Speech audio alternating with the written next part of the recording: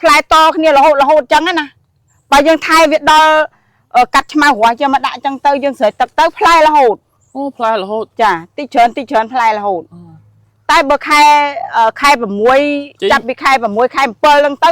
ផ្លែខ្លាំងតែស្លឹកនេះ1គីឡូ$20ចាអាហ្នឹងថ្លឹងស្រស់ចឹងហ្មងថ្លឹងស្រស់បាទតែមកចង់និយាយថា1គីឡូច្រើន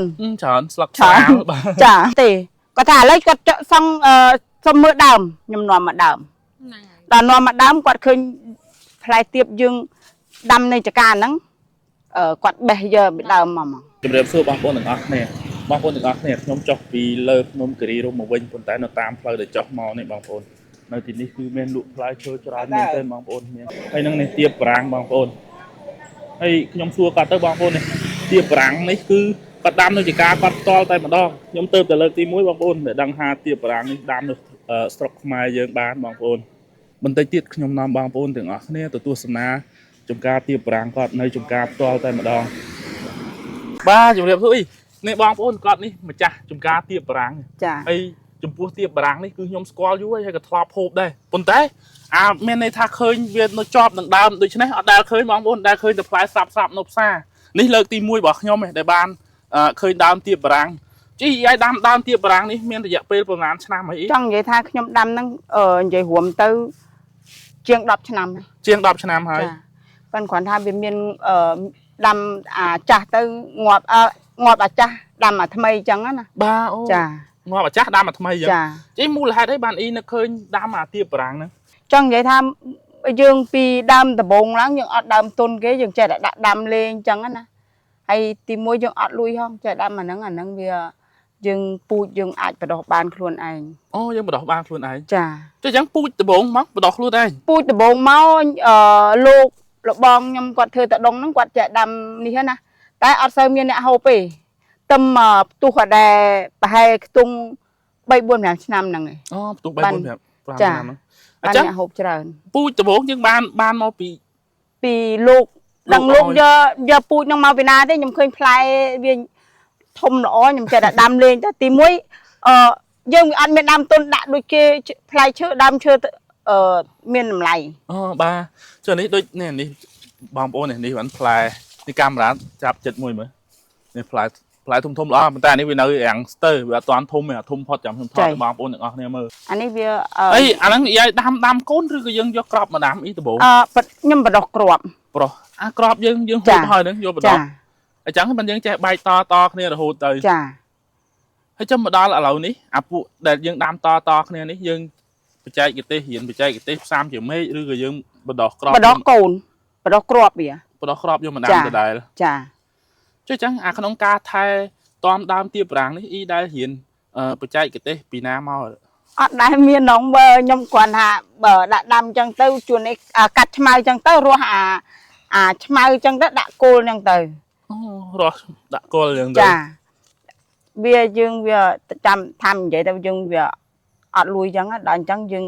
រស់អញ្ចឹងទៅយើងអត់មានប្រើជីប្រើអីអញ្ចឹងបាទចាហើយចុះដើមចំពោះដើមបានប៉ុណ្ណឹងដើមបានប៉ុណ្ណឹងតើចំណាយពេលប្រហែលឆ្នាំហើយបាន5 ឆ្នាំចាតើវាអាចធំជាងនឹងបានទៀតទេដើមទៀបប្រាំងនេះវាមានធំជាងនឹងទៀតតែប៉ុន្តែគ្រាន់ថាយើងវាខ្លះងាប់អញ្ចឹងទៅយើងដាំអាហ្នឹងដាំដើមថ្មីនេះដើមចាស់ងាប់អស់ហើយចាប៉ុន្តែដើមអស់ហ្នឹងស្អាតតែ5 ឆ្នាំអស់ហើយយើងចាបងប្អូននេះដើម5 ឆ្នាំប៉ានេះអស់ហើយចុះប៉ុន្តែកំឡុងដែលពេលយើងដាំតើដាំប្រហែលឆ្នាំវាចេញជាផ្កាហើយបានផ្លែមកចង់និយាយថាបើយើងកាត់ឆ្មៅទាន់ថែវាទាន់3 ឆ្នាំ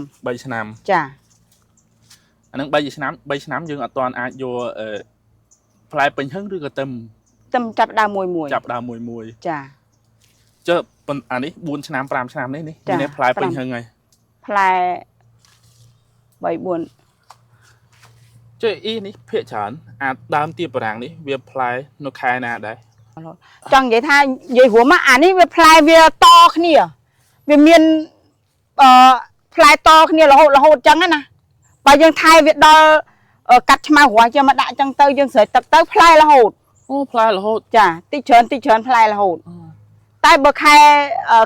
6ចាប់ពីខែ6ខែ7ហ្នឹងទៅផ្លែខ្លាំងអូអញ្ចឹងមានន័យថានេះដើមទៀបប្រាំងនេះគឺវាផ្ ផ្លែរហូតហ្មងអញ្ចឹងអូយើងស្រោចទឹកវាដល់ ចាយើងស្រោចទឹក អាកំឡុងខែភាសាអញ្ចឹងពីខែ 7 ខែ 8 ខែអីហ្នឹងគឺ ផ្លែខ្លាំង ផ្លែខ្លាំង ចា បាទនេះក្នុងម្ដងនេះប្រមូលផលបានប៉ុន្មានដែរបើសិនជាយើងគិតជាគីឡូវិញ ខ្ញុំអត់ដែរបានថ្លឹងហង អត់ខ្លាំងប៉ុន្តែដល់ផ្លែបន្ត នេះផ្លែតរហូតរីផ្លែច្រើនអញ្ចឹង បងប្អូនអញ្ចឹងមានន័យថាបងប្អូនការដាំទៀបប្រាំងនេះគឺចំណេញតាមពិតទៅវាដូចប្រសិនបើផ្លែឈើអីផ្សេងមានន័យថាវាផ្កាមកតាមមួយឆាវរបស់វារួចហើយតែផ្លែយើងបេះតាមភាសាអស់ដូចស្វាអញ្ចឹងតែវាបេះតាមភាសាអស់ផ្កាវាអស់នឹងគ្នាប៉ុន្តែនេះមានន័យថាមានធំហើយនេះមានធំហើយនៅតែមានក្តាប់តូចចេញមកទៀតមានធំហើយទៅមាន នេះដៃនេះក៏មានដែរ មានក្តាប់តូចមកទៀតអូអញ្ចឹងងាយស្រួលមែនទេណាផ្លែនេះអញ្ចឹងអ៊ីដាំអញ្ចឹងទៅលក់នៅមុខនេះអញ្ចឹងទៅចាខ្ញុំលក់នៅមុខហ្នឹងទៅឲ្យប្តីនៅលក់អញ្ចឹងទៅខ្ញុំអ្នកនៅថៃអញ្ចឹង បងប្អូនទាំងអស់គ្នាបងប្អូនចំការគាត់មិនមែនមានតែទៀបប្រាំងទេគឺមានដំណាំច្រើនទៀតមានចេកមានខ្នុរមានដំណាំគ្រប់មុខបងប្អូនមានទៀបធម្មតាយើងហើយទៀបប្រាំងនេះអ៊ីគាត់ប៉ាន់មែនទេអ៊ីបាទនោះដើមខ្នុរអីទូចលហុងអីគ្រប់មុខអ៊ីពីព្រឹកដល់ល្ងាចអញ្ចឹងចំណាយពេលនៅតែចការអញ្ចឹងនៅតែចការអញ្ចឹងបាទនៅមុខនោះឲ្យកូនចៅអ្នកលក់ចាឲ្យប្តីកូននៅលក់អញ្ចឹងទៅបាទអញ្ចឹងខ្ញុំមកថ្ងៃមុនហេងបានជួបអ៊ីអាពេលខ្ញុំជិះមកអង្កលម៉ូតូធ្លាយបកមកវិញ អាហ្នឹងគ្រាន់តែវាដើមវាទូចបើទៅមកកណាត់ខាងនេះបាននេះដើមទៅអញ្ចឹងទៅនេះទៅតែអានេះឡើងចំទឹមតែដើមទឹមដាំព្រោះវាងាប់ភាសាតែអញ្ចឹងយើងដាក់ដាំដើមថ្មីទៀតអូដើមថ្មីទៀតចាតែទៅលើនោះដើមវាទូចឲ្យលើនោះដាំទៀបឆ្វិតទីអានេះធំអស់មកផ្លែវាប្រហែលប៉ុន្មានបើធំអាហ្នឹងធំអស់ផ្លែវាមាន1គីឡូកន្លះ1គីឡូកន្លះចា1គីឡូ7ខាំ1គីឡូ7ខាំចង់និយាយថាផ្លែទៀបយើងធម្មជាតិហ្នឹងអត់មានដែរបាន2គីឡូ3គីឡូអីយ៉ាងច្រើនទេ1គីឡូ7ខាំអត់បានភ្លក់បើបានភ្លក់នៅចការឆ្ងាញ់មកតែអត់នេះនេះផ្លែច្រើននេះអូអានេះសផ្លែអីនេះផ្លែសុទ្ធច្រើនហ្មងចាបាច់ថាពួកអ្នកសៀមរាបអ្នកពេញទេសូម្បីតែអ្នកស្រែអញ្ចឹងណាមុនដំបូងខ្ញុំបេះដាក់មុនដំបូងក្រែមុនដំបូងគាត់ថាខ្ញុំយកមកពីនេះពីនោះគាត់អត់ជឿទេគាត់ថាឥឡូវគាត់សង់សុំមើលដើមខ្ញុំនាំមកដើមដល់នាំមកដើមគាត់ឃើញផ្លែទៀបយើងដាំនៅចការហ្នឹងគាត់បេះយកពីដើមមកចាបើមុនកូវីដខ្ញុំបោះទៅដល់ផ្សារទៅពេញទៅផ្សារទំនើបគេហ្នឹងតែផ្សារហ្នឹងចូលប្តីខ្ញុំបានស្គាល់ព្រោះខ្ញុំអត់សូវខ្ញុំនៅតែចការអញ្ចឹងនៅថៃចការអញ្ចឹងអូអ៊ីបានបោះដល់ពេញទៀតបោះដល់ពេញទៅសៀមរាបទៀតអូកាអ៊ីគប់ពុកបានច្រើនអញ្ចឹងមែនយើងលក់ទៅមួយកន្លែងណាមែនលក់តែមួយកន្លែងណាព្រោះកាអ៊ីច្រើនហើយលក្ខណៈថាខាងគេឃើញគេដឹងធម្មជាតិហ្នឹងមើលសុខចាយបើយើងគីមីអត់មានចាយយ៉ាងហ្នឹងប្រើថ្នាំអត់មានចាយតែខ្ញុំឃើញទៀបគេផ្លែធំដឹងធ្វើមិនតែបើទៀបខ្ញុំផ្លែយ៉ាងច្រើន1គីឡូកន្លះហ្នឹងច្រើនផុតទិញសាម៉ាហើយបងប្អូនបើចំពោះទៀបបារាំងនេះគឺខ្ញុំតំណាង 100% ហ្មងបងប្អូនគឺរបស់ដែលគាត់ដាំដោយផ្ទាល់មានបងប្អូនដូចអ៊ីបច្ចៈខាងដើមអញ្ចឹងមានអ្នកខ្លះគាត់អត់ជឿទេគាត់អត់ជឿទេអត់និយាយកាត់ភាសាគាត់មួយម៉ាត់ទៅសាមិញខ្ញុំខៀវមួយចំនួនទូចទេខ្ញុំប្រាប់ថាគាត់សួរខ្ញុំថាទៀបយកចេញពីណាមកខ្ញុំថាពីចការយើងហ្នឹងទេចការខ្ញុំនេះចការខ្ញុំនេះគាត់ថាចេះតែថាលឺដល់ចការហ្នឹងនាំមកពីក្រៅហើយខ្ញុំថាបងខ្ញុំអាចជូនបងឯងទៅមើលបានបាទគាត់មកហើយពេលនេះហើយដល់ពេលនិយាយគាត់ថាចេះតែខ្ញុំអត់ជឿទេខ្ញុំថាអត់ជឿខ្ញុំនាំបានបងខ្ញុំមិនមែនចេះតែលក់ទៀបបារាំងបើទៀបបារាំងខ្ញុំដាំខ្លួនខ្ញុំតែបើទៀបឆ្វិតខ្ញុំអត់តន់ហុចផលខ្លាំងទេបានតិចតួចប៉ុន្តែបើខ្ញុំដឹងខ្ញុំសង្កេតមើលមកយេបើខ្ញុំមើលខ្ញុំនៅជឿហ្មងមិនថាអាផ្លែឈើឯងដាំខ្លួនឯងនេះឬផ្លែឈើផ្សេងនេះដោយសារខ្ញុំឃើញគាត់បេះមកលក់នេះមានចៃអត់ទេមានអាចៃទៀតគាត់ទុកអាស្លឹកចប់នៅដងចាថ្មីមកដល់ឃើញបោះគាត់ទេអាទុកអាស្លឹកចប់នៅដងអាផ្លែទៀបអីចឹងមានន័យថាប្រសិនបើផ្លែឈើដឹកមកពីប្រទេសគេផ្សេងវិញពី ប្រទេសជាប់ប្រទេសជិតខាងយើងវិញមានន័យថាអាស្លឹកហ្នឹងអត់មានទេប៉ុន្ ទៅ តែ បី បង មាន ប្អូន ក៏វានេះដែរ បងប្អូនស្រួលចំណាំទេផ្លែឈើដែលគាត់លក់នេះបងប្អូនបាច់មកមើលផ្ទាល់នៅចការក៏យើងដឹងថាផ្លែឈើនៅស្រុកយើងដែរដោយសារផ្លែឈើដែលគាត់កំពុងតែដាក់លក់ដូចទៀបធម្មតាឬក៏ទៀបប្រាំងឬក៏សាម៉ាវអីគឺមានអាស្លឹកវានៅស្រស់នៅជាប់នឹងតងហ្នឹងឃើញគាត់បេះអត់អស់ដែរនៅជាប់ហ្នឹង ចា ប៉ុន្តែបើអ៊ីបេះទៅលក់អ៊ីកាត់ម្ដងទុកវែងបន្តិចក៏ល្អដែរហ្នឹងមានដោយស្លឹកមួយបើមិនជឿមើលស្លឹកដឹងហើយអត់មានអាណាយំបបាត់កៅជាប់កាត់ហ្នឹងបាទ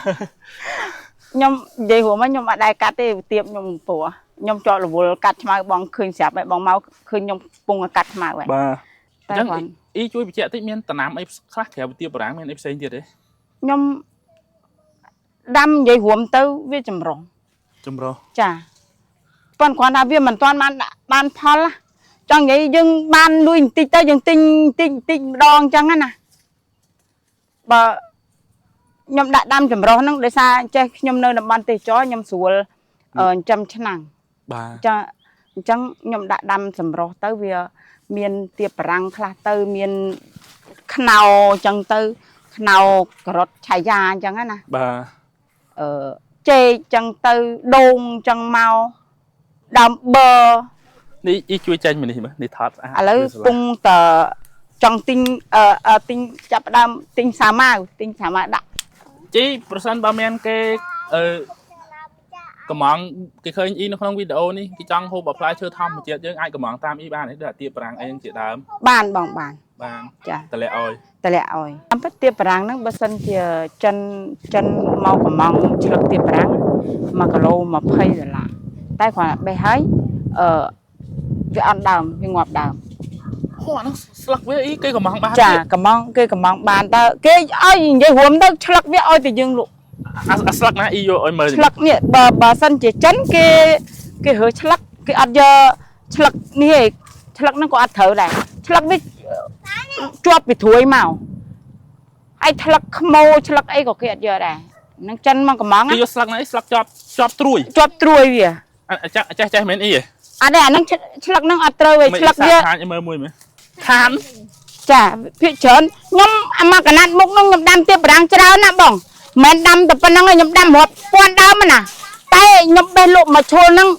ងាប់ដើមខូចដើម យើងអត់ដឹងរឿងអ៊ី ចានេះខ្នាតដែលចិនគេមកទិញកំងគេកំងយកឆ្លឹកចាឆ្លឹកចឹងឆ្លឹកចឹងគេកំងយក តំណាំថយក្រោយមើល នេះឆ្លឹក អត់ចេះ ចា បាទ ឆ្លឹកហ្នឹងចូលលេខ ចានេះអានេះយកហ៎ អាហ្នឹងឆ្លឹកទូចឹងគេអត់យកទេហើយវារៀងរួញគេយកឆ្លឹកខ្លួន មានន័យថាមានត្រួយហើយនៅជាប់គ្នាជាមួយត្រួយយ៉ាងហ្មងទៅដល់គល់នេះយកអត់ទេ អាហ្នឹងឆ្លឹកចាយ អញ្ចឹងយកប៉ុណ្ណេះ ចា អាខ្ចីពេកក៏អត់ ខ្ចីពេកក៏អត់ចាស់ពេកក៏នេះគឺ ប្រលេះមួយមែន មើលម៉ាក់ យើងចិនគេដាក់នេះក៏ដាក់កម្មករប្រលេះយើងប្រលេះ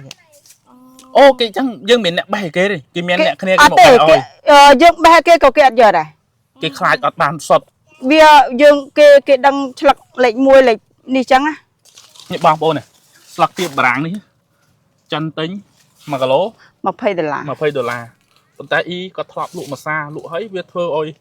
ខូច ងាប់ដើម ងាប់ដើមបាទដូច្នេះគាត់អត់លក់ទេ អត់លក់ទេ បាទប៉ុន្តែបើប្រសិនបើគាត់លក់តែស្លឹកនេះ1គីឡូ$20 ចា អាហ្នឹងថ្លឹងស្រស់អញ្ចឹងហ្មង ខ្លងស្រស់ បាទ តែមកចង់និយាយថា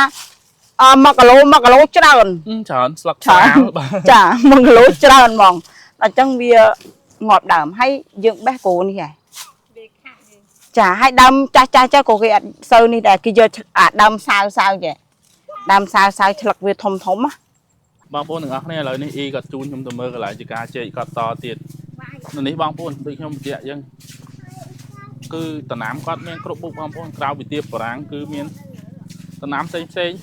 នេះបងប្អូននេះអ្នកនៅស្រុកស្រែបងប្អូនតែយើងឧស្សាហ៍បងប្អូនយើងមានដីយើងកុំទុកចោលដាំនេះដាំយើងឧស្សាហ៍អូ អាហ្នឹងទល់តកាប់ឈើទល់បើអត់ទល់ទេបាក់ទាំងអស់ហ្មង ការជែកអ៊ីនេះទៀនធំអ៊ីការជែកអ៊ីនេះអ៊ីឲ្យដាំជែកអីខ្លះអ៊ីនេះ ចេកពងមាន់ចេកដំបាមានស្នួននួនក្អូបអំបងលឿង អំបងមានអំបងសអំបងលឿងទៀតដាំទាំងពីរហ្មង ចា អានេះបានផ្លែបដៅដល់នេះអ៊ី ផ្លែកាប់បដៅហើយ អូបងប្អូននេះជីកាគាត់មកទាល់ជើងភ្នំហ្មងនេះគាត់មានរោងគាត់នៅចាំជីកាគាត់នេះ chơi đi ai đam chọn chẳng bên đây tha kỳ lơ vô mình ai dân lụa ai luôn ai thế nhóm vậy huống tư chạy bờ mòn chẳng hay chuyến này đã lộ luôn ai chẳng tới chuyến này môi visa thành chẳng mà giờ cái mà vô bị trai dân mình chà môi chẳng nên là y ban tặng pi phơi tiền lụa lại một tẹt luôn ai phong hay năng bò oi môi cái phong chà trong vậy tha bờ chơi khăn chơi lại mua nó ngắn nó xa cái mà giờ chẳng á nè ba đôi mà tơ nguyên men pi chặt bay chặt buôn chặt nó ngắn nó dừng đã lộ nở mục chẳng từ bò mà tuông lo nữa mà tơ đôi bờ bay chặt đây chẳng tới kia mà giờ chẳng rồi chà ắt tê bông mà cái nạn nó sạch chơi bông moan chơi ấy nè chơi sọt chà anh ấy nếu nhầm tinh pu tiệp ráng tinh kê sam đấm mà đấm mà mơn pram chơi ấy bây giờ ban luôn ấy anh ấy ban tinh kia chứ trong cái sọt sam mê chẳng kẹp sam mê pu sam mê chẳng á trong xa mơ mến chà ta việc khó khăn mà chỉ mùi năng dương đam luôn ấy chà chăm mưa play về con việc play sam mê chàคนใต้เพชรฉานยังลีกันเยอะท่าอับซ้ำไม่ชาบานพ่อคนใต้ก่อนนะไปชาบงอบได้ดังได้ลีกันเยอะ ดังได้ทำตำมาสอดมือได้đam mà đam nó ปุอับซ้ำไม่หนังไหมซ้ำไม่50ยี่หัวมั้งยำดำอ้อยปันใต้ก่อนนะท่าไปตูจังนะดำมาทำไมงอบงอบจ้าดำมาทำไมจ้าโตนี่ละโหด จะดูดำกันนุ๊พี่นิว เป็นพลายไหน พลายยัยหัวมั้งพลายหัวชนำนั่งดูอัดคืนพลายดำพี่นิวหนัง vậy đó ý ơiพลายเธอโฮพลายก็คือตุกตั้งอ๋อหัวอันเมนี่อันนี้ดาวทำเจ็ดดาวดำนะดาวอันนั้นดำทอมเจ็ดบ่ อ๋อไปดาวหนังเสียบ จ้าส้มยัยหัวมั้งส้มใบกระตุ้ดเปรี้ยกูตุกได้ กระตุกโอ้ยแต่พลายเธอได้โฮก็จัง โอ้ยโฮเกิด บ้า ปุ่มมาขนาดน้องมันอัดบานนอมือดำเตียบชวัด ไม่ได้ เนี่ยดำเตียบชวัดย่ำจ้ะตอนก่อนถ้ากัดพลายเอาหอยเดี๋ยวพลายตามเมฆบีอ่ะเนี่ยดำจะได้เตียบชวัดพอบะไปเยอะแล้วบอกแขกมาบะหึงส่วนน้องมันเอาจอจำเตียบรังไงเตียบรังข้างมาขนาดนี้ข้างนี้ดำจะได้ปันไตเพลิงเปรย์มาแช่เธอตัวหนึ่งcho bơm này ai chẳng tâm mình này ai ba dạ mau khơi nhé khơi mau mình này ai cắt màu mà đá mất con tôi sẽ tát ý cay ở chân nôm này tới này dân từ bộ dân từ này pe lưu đấy ý không ca thợ đây giờ xa trong vậy tha chỉ mỏm ban pho lắm ở pe du nhóm nơi cá đi nhóm thơi cá khoa đấy nè bỏ phục nhóm giờ mới có đam chan tí hay là chân nôm dân đi kia nè khả năng thợ đây rồi xa nó họp liềnเราtầm bài ban mà pizza cái pizza tích đây chờ anh Phương trong vậy là bên nơi nét thưa choai chăn tí đưa việc admin sơ miên tiêu xả đi từ cá lũ ban lái giá mà lỗ buôn mẹ làm con rồi đấy choai chăn tí mến ba choai chăn tí buôn làm con là nắng bờ sân khang ni vĩnh dương một bạn đấy hôm nay ai trái lụa trái ai nó đồng bán tay chó lụa phá trời đá chứ không khơi men ta chuyên chậm bạch anh ấy vào đâu rồi đó chắc đã đâm chu tham ấy mà tiền lại và ní vĩnh អរគុណបងប្អូនទាំងអស់គ្នាដែលបានទស្សនាវីដេអូមួយនេះប្រសិនបើបងប្អូនទាំងអស់គ្នាជិះកាត់ផ្លូវគិរីរម្យនេះម្ដុំនិយាយមកតូបកត់នៅកន្លែងចុងផុតចិត្តកន្លែងផ្លូវកែងពោះពីនិយាយមករហូតដល់ផ្លូវកែងត្រូវអីណាផ្លូវកែងបាទនៅជាប់នឹងកន្លែងធ្វើជួសជុលម៉ូតូហើយមានលក់អីវ៉ាន់បងប្អូនអាចទិញអាចជួយទិញគាត់បានដូចខ្ញុំថតវីដេអូចែកជូនបងប្អូនទាំងអស់គ្នាទស្សនាអញ្ចឹងគឺទៀបបារាំងនេះគឺគាត់ដាំដោយធម្មជាតិដោយខ្លួនឯងសុទ្ធសាធចាំខ្ញុំដាក់កន្លែងទីតាំងគាត់នៅក្នុងវីដេអូឲ្យបងប្អូនទាំងអស់គ្នាបានឃើញហើយមួយទៀតបងប្អូនអាចកំងបានអីហ៎ប្រសិនបើចង់កំងបានបងប្អូនណាដែលគាត់ចង់ហូបផ្លែឈើធម្មជាតិយើងអាចកំងមកគាត់បានគាត់អាចដាក់ផ្ញើជូនបានបងប្អូនគាត់មានទៀបបារាំងមាន ទៀបធម្មតាយើងហើយនឹងមានផ្លែឈើអីផ្សេងច្រើនទៀតបងប្អូនអាចកំងគាត់បានផ្លែឈើធម្មជាតិយើងហើយគាត់លក់ឲ្យតែផ្លែឈើណាដែលធម្មជាតិទេបងប្អូនផ្លែឈើគីមីបាច់ភ័យគាត់អត់លក់ឲ្យទេអត់ទេដូចគាត់និយាយខាងដើមវីដេអូអញ្ចឹងដំបូងគឺអត់មានអ្នកជឿត្រូវអ៊ីថាអ៊ីបានថាអ៊ីដាំអាផ្លែទៀបបារាំងហ្នឹងបានសូម្បីខ្ញុំអត់ចង់ជឿទេបាទខ្ញុំភ្ញាក់ផ្អើលថាចង់មកថតនោះជាការអ៊ីខ្ញុំសុកចិត្តខ្ញុំទៅដើរលេងឡើងមកយប់វិញហ្នឹងបានបកមកវិញចាបាទថាចង់មកមើលជាការទៀបបារាំងនេះជាលើកទី1របស់ខ្ញុំបងប្អូនដែលខ្ញុំបានឃើញដើមទៀបបារាំងនេះហើយអាទៀបបារាំងធ្លាប់ហូបប៉ុន្តែលើកនេះលើកដំបូងបានឃើញទាំងដើមទាំងផ្លែវានៅជាប់គ្នា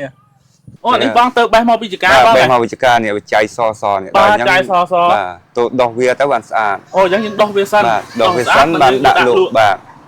នេះបើមើលសាច់ចៃនេះបងប្អូននេះបោះធម្មជាតិយើងខាងមើលចៃដឹងហើយកាលណានេះគេប្រើថ្នាំប្រើអីអត់មានទេអាចារ្យវាមកទុំវានេះបោះធម្មជាតិយើងនេះទៅដោះអញ្ចឹងបានស្អាតបាទបងប្អូនទាំងអស់គ្នាកន្លែងនេះគឺកន្លែងនេះគាត់ដាក់ផ្លែឈើគាត់លក់ដែលគាត់បេះពីចកាគាត់មកប្រសិនបើយើងជិះពីច្រកចូលមកកាន់ភ្នំគិរីរម្យនេះគឺយើងហួសកន្លែងយាយម៉ៅបងប្អូនយើងហួសកន្លែងយាយម៉ៅមកត្រង់រហូតជិតដល់កន្លែងផ្លូវកែងនេះបងប្អូនជិតដល់កន្លែងផ្លូវកែងនេះហើយតូបគាត់នេះស្រួលចំណាំបងប្អូនមានកន្លែងខ្លះគណៈបកប្រជាជនបងប្អូននេះនៅជាប់នឹងតូបលក់ដូរឲ្យបានជួសជុលម៉ូតូបងប្អូនអាចអញ្ជើញមកទិញគាត់នៅទីនេះបានដោយបន្លែផ្លែឈើរបស់គាត់នៅនេះគឺដូចខ្ញុំថតឲ្យបងប្អូនទាំងអស់គ្នាមើលអញ្ចឹងគឺគាត់ដាំនៅចកាខ្លួនឯងផ្ទាល់តែម្ដង